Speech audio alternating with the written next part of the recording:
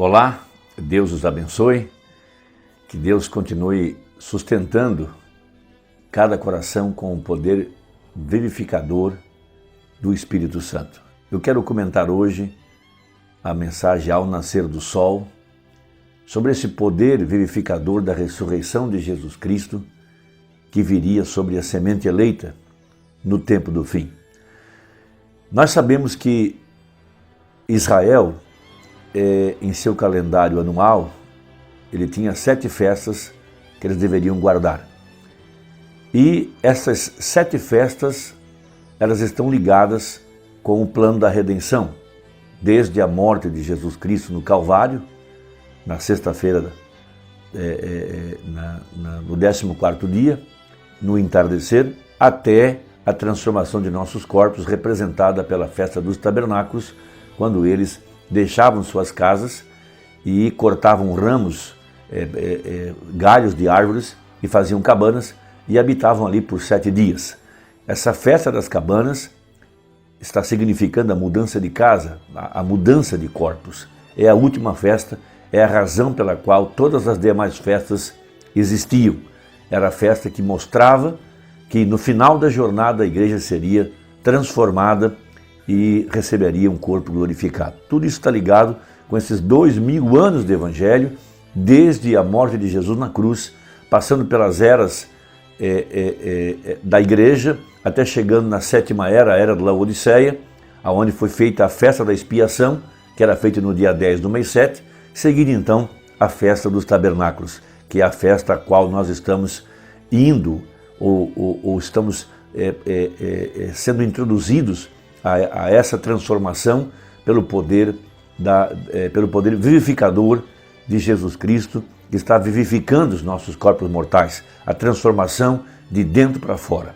Então estas festas eram proféticas, os judeus a praticaram por muitos anos como um ritual, sem entendê-las, mas nos dias da voz do 7º anjo, esses mistérios seriam revelados, e hoje então nós temos isso na esfera espiritual. Cada festa dessa está apontando uma parte do plano da redenção.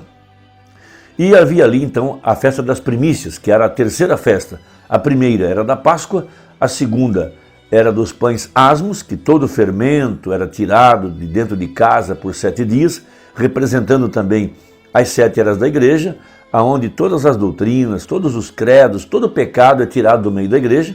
Então vem a festa das primícias, que era feita no tempo da colheita, indicando o tempo do fim, porque a colheita representa o fim, né, onde o grão é colhido. Então esta festa das primícias, que era a festa do primeiro grão maduro colhido no campo, o primeiro grão de cevada, logo após a Páscoa, logo após os 7 dias festivos de pães asmos, vinha a festa do primeiro molho movido. Esta festa, ela tinha 3 aspectos importantes. O primeiro, que ela não podia ser feita no 7º dia, mas sim no primeiro dia da semana, numa referência de que depois da 7ª era da igreja, depois do 7º dia, haveria um novo amanhecer para a igreja do Novo Testamento. O segundo aspecto é que ela não poderia ser feita no deserto, ela só poderia ser feita na terra da promessa, Canaã. E Canaã representa a era do vencedor, representa o batismo com o Espírito Santo. Aqueles que foram ressuscitados e que receberam o novo nascimento e, por conseguinte, o batismo com o Espírito Santo, estão batizados no corpo de Cristo. Porque o batismo com o Espírito Santo é a nossa terra espiritual, é ali onde nós estamos. Então, esta festa da colheita representa os primeiros molhos maduros, os primeiros a serem colhidos aqui no tempo do fim, no tempo em que a igreja chegou à perfeição através de fé no sangue. Veja, isso está representando o final da era, porque é no final da era que se dá a colheita. E o terceiro aspecto era então a era do grão maduro, a colheita, no final dos tempos. Então, primeiro, não podia ser feito no 7º dia, mas no primeiro dia da semana. Segundo, não poderia ser feito no deserto, e sim na nova terra, na terra da promessa. E terceiro, no tempo do fim, no tempo da colheita. Então nós estamos aqui no tempo da colheita. Esse é o tempo do fim. Jesus disse que a colheita é o fim do mundo, que os anjos são os ceifeiros e que o grão é a igreja que estaria viva para a hora do arrebatamento. Essa é a profecia, essa é a mensagem. Então haveria um novo mover do Espírito Santo no final dos tempos, onde o Espírito de Deus se moveria sobre a igreja, como ele se moveu em Atos capítulo 2. Logo após a morte e ressurreição de Jesus Cristo, ele aparece em outra forma. Veja, com os discípulos no caminho de Emaús. Lucas capítulo 24, ali está a Bíblia, mostrando que no primeiro dia da semana, ali estavam 2 discípulos no caminho de Emaús, um viajante dele se aproximou. Veja, e os olhos deles estavam como que fechados, para não saberem que era Jesus. Isso tudo é uma profecia para o tempo do fim, para o tempo da ressurreição, no tempo da colheita. Agora a festa das primícias, dos primeiros grãos maduros, daqueles que estão provando que de fato tem vida eterna, que de fato tem o Espírito Santo, Jesus se manifesta em outra forma. É isso que está fazendo o ministério de Apocalipse 10:7, o ministério de Malaquias 4, nos dias da vinda do Filho do Homem. Então Jesus aparece em outra forma. Ele vem agora na forma de um profeta. O anjo, a era de Laodiceia, o 7º anjo, o anjo da 7ª era é o mesmo anjo do 7º selo, do mistério da ressurreição de Jesus Cristo através do seu corpo, que é a igreja. A igreja é ossos de seus ossos e carne de sua carne. Ele não tem outro corpo. Então o único corpo que Deus respeita é o seu corpo, que é a igreja, o corpo de Cristo.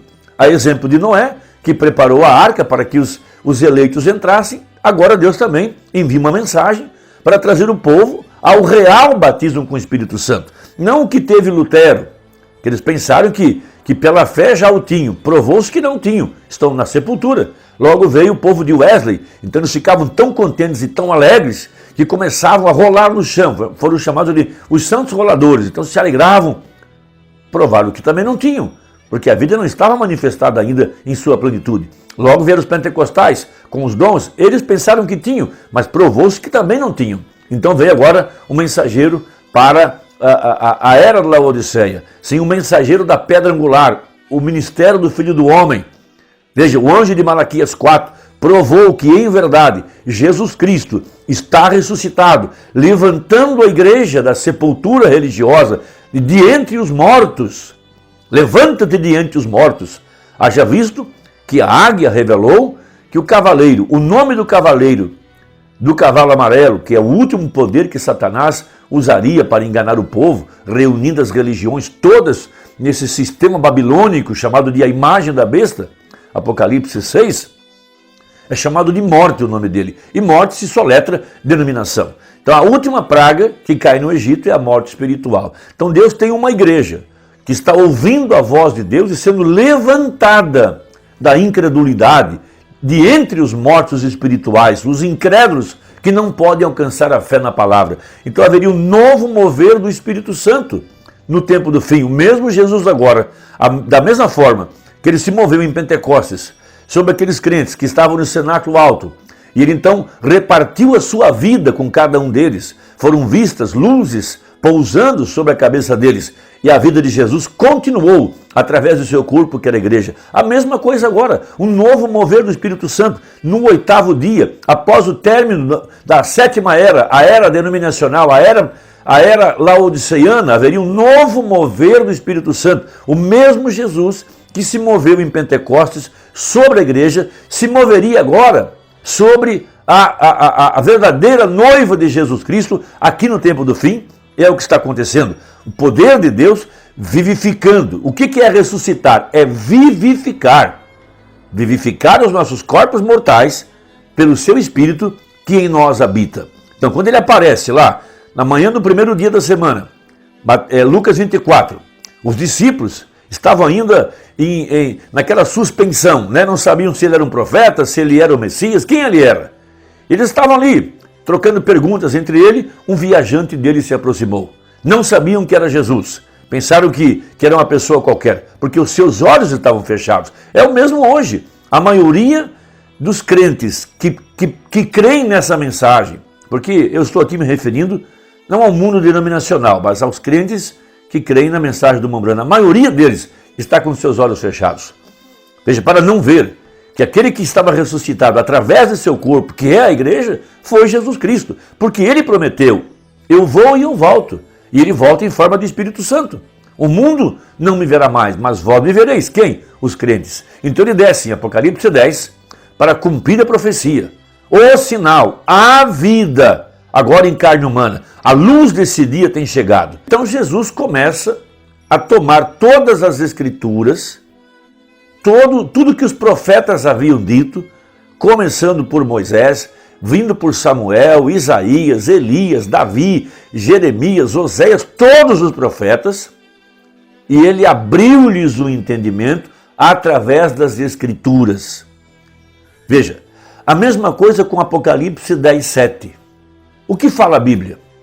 Mas nos dias da voz do sétimo anjo, quando tocar a sua trombeta, se cumprirá o mistério de Deus, como anunciou aos seus servos os profetas. Agora, a Bíblia fala mais da segunda vinda de Cristo do que da primeira. Então o ministério do Mombrana veio manifestar as escrituras que diziam respeito à segunda vinda. Porque nós não vamos encontrar o nome de William Branham na Bíblia. Nós não vamos procurar o Mombrana nos profetas. Nós vamos procurar Cristo nos profetas. Por isso que o Mombrana pregou, Cristo é um mistério de Deus revelado. Então Cristo em todos os profetas é o que diz a Bíblia. Tudo aquilo que foi dito pelos profetas, plural. Não apenas um profeta, Malaquias, Zacarias, Oséias, Isaías, todos os profetas falaram da sua segunda vinda. Está lá em forma de parábolas. E o que nós procuramos é a respeito de Cristo. Porque se você ler a Bíblia e não vê Cristo, volte, porque você passou por cima alguma coisa. Então o ministério do sétimo anjo veio manifestar tudo que diz respeito a Cristo. Então quando você tem seus olhos abertos para ver as profecias que dizem respeito a Jesus manifestadas em seu corpo, que é a igreja, começando por um profeta, então você vai entender o que diz a Bíblia, o mesmo Senhor descerá do céu, com alarido. Então nós sabemos que a parte masculina está representada em Jesus Cristo, a cabeça. Mas a parte feminina está representada na igreja. Ruth, Esther, Abigail, Tamar, Sara, Eva, todas essas mulheres representaram o mistério da parte feminina. Porque o corpo e a cabeça iriam se juntar aqui no tempo do fim. Então tudo que diz respeito a Cristo estava sobre William Branham. E tudo que diz respeito à igreja, sobre a parte feminina, está sobre nós. Porque a igreja é a parte feminina. Então esse mover do Espírito Santo para trazer todas as escrituras. Você pode analisar a vida de Ruth se não é a nossa história. A vida de Esther se não é a nossa história. A vida de Tamar se não é a nossa história. A vida de Sara especialmente se não é a nossa história. A vida de Maria se não é a nossa história. Nós estamos representados nessa parte das escrituras. Então, meu irmão, que Deus possa te ajudar e possa abrir teu entendimento. Então veja, seguindo, ao nascer do sol, parágrafo 65. Eu vou ler só esse parágrafo e nós vamos encerrar. Ele havia sido tipificado muitas vezes, como o veremos mais adiante. Ele foi tipificado, porém isso foi realmente a primícia dos que haviam dormido. Ele foi movido por cima da semente prometida, a qual tinha a promessa da vida. Ele foi movido no dia de Pentecostes, quando veio um estrondo do céu, como de um vento impetuoso. Havendo sido movido, o foi sobre as pessoas, o povo pentecostal que estava ali esperando que descesse a bênção do dia de Pentecostes. E será movido outra vez nos últimos dias. Como nos damos conta, segundo Lucas 17:30, no dia do Filho do Homem for revelado novamente, ou seja, movido novamente sobre as pessoas. Agora, quem é esse Filho do Homem? No princípio era o Verbo estava com Deus e o Verbo era Deus. E este Verbo se fez carne e habitou entre nós, e por todo ensino e confirmação que temos da palavra de Deus, pela própria palavra de Deus, por sinais e maravilhas, e também por Lucas 17:30, que acabamos de citar, Malaquias 4, e as diferentes escrituras que conhecemos, hoje vemos que essa palavra é movida de novo sobre o povo e que as tradições do homem estão mortas e que o Filho de Deus vive de novo com o batismo no Espírito Santo entre nós e nos está dando vida. Ao nascer do sol, 65. Irmão, que Deus te abençoe. Até o próximo comentário. Compartilhe essa mensagem com quem você ama. Se não for inscrito, inscreva-se e dê a sua opinião. Deus te abençoe, em nome de Jesus. Amém.